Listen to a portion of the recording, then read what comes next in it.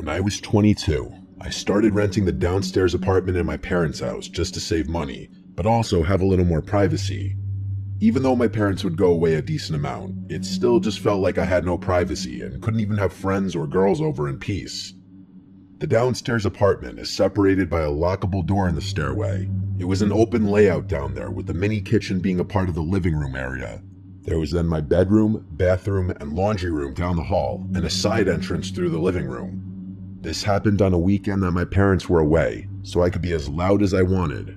I had my friends Anthony and Jay over just to shoot the shit and have a couple drinks on the couch watching the hockey game.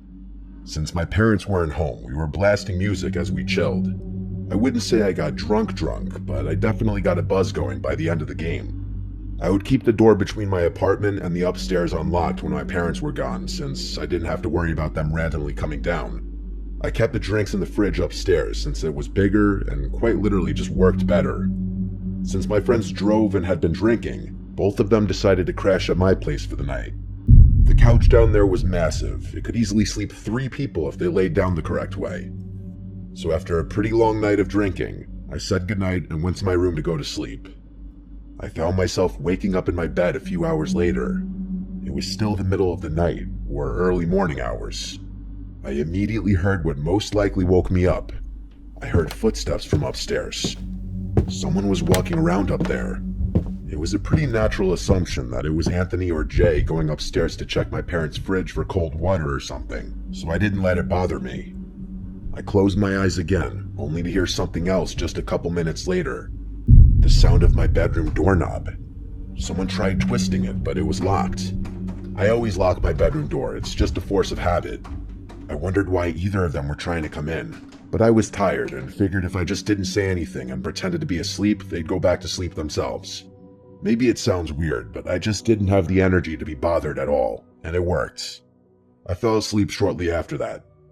When I woke up the next morning, Anthony was already gone, but Jay was still asleep on the couch.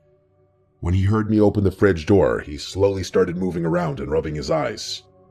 I asked him if he was trying to come into my room last night, and he said no, he didn't think so, but that he didn't remember because he got pretty drunk. He and I went to a nearby deli to get some bacon, egg, and cheeses and coffee, and then we ate them in my backyard. He left not long after that, and I pretty much went about my day as usual. I didn't ask Anthony if he tried coming into my room because honestly I didn't care that much about it. It really wasn't a huge deal. I think I spent most of that Saturday out of the house doing stuff with other friends.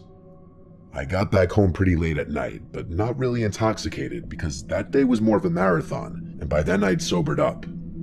I was beat though, so I had a snack, washed up, and went straight to bed. When I say went to bed, I actually mean I crawled into bed and watched like an hour of something on TV.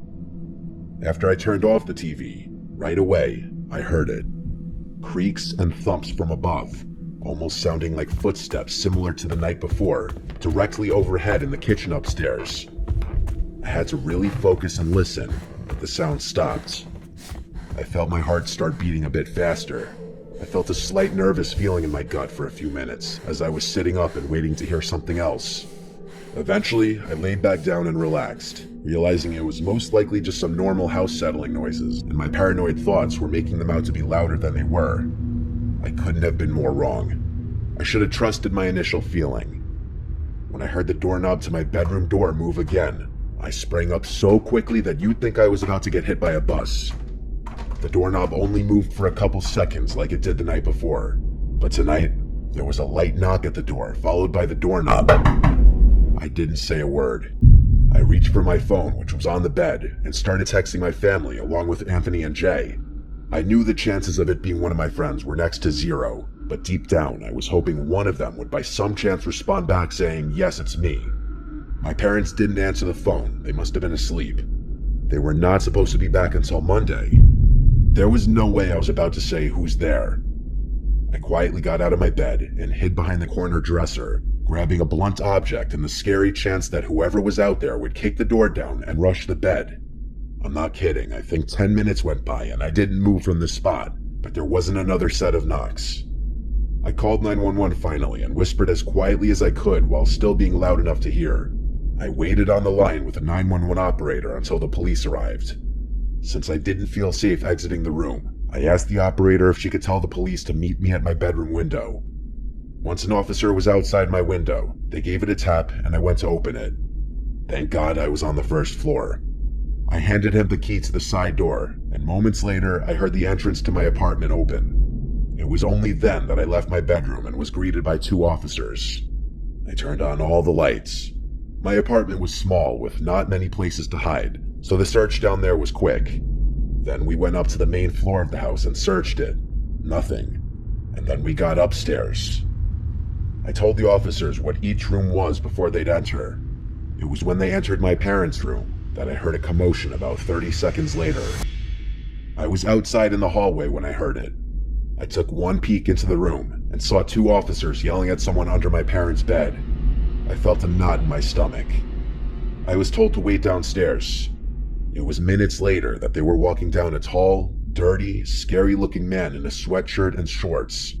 They asked me if I knew this man, and I said of course not. The look of hate that man gave me was haunting. He looked like he could have been homeless, crazy, or both. Once he was out of the house, I felt a million times better. The police told me that if I or my parents wanted to follow up with this, to call the precinct. After they left, the first thing I did was text every family and friends group chat I had. Being that it was so late, only a few people responded. I called my parents first thing in the morning to explain what happened. They were of course in awe, as anyone would be, but because the man was homeless and nothing was apparently stolen, my parents didn't pursue any legal action. I feel like it's possible I left the front door unlocked that night Jay and Anthony came over, and he simply walked right in when we were blasting music. Or, a scarier thought, he could have been in the house for much longer than that, and we just never knew.